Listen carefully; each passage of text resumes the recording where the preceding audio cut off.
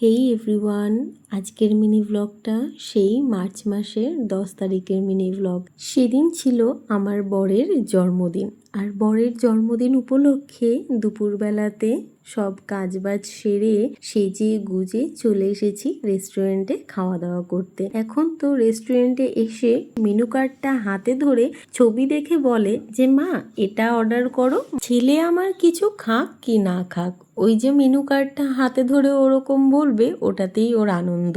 খাওয়া দাওয়া করে বাড়ি ফেরার পথে ছেলে এইদিকে আমার খুব কান্নাকাটি শুরু করে দিয়েছে। কেন জানো? কারণ বাবিনের বাবা বলেছিল যে কেক কাটতে লাগবে না, আর সেই কথাটা শুনেই বাবিনের কান্না শুরু হয়ে গেছে।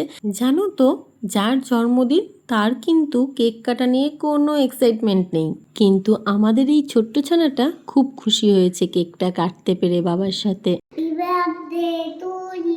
Happy birthday, happy birthday.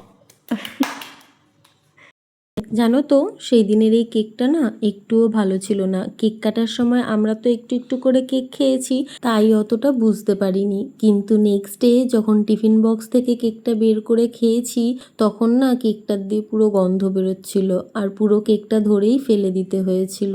চলো, আজকের মিনি ব্লগটা এই পর্যন্তই। দেখা হচ্ছে তোমাদের সাথে আমার নেক্সট মিনি ব্লগে। ওকে, বাই।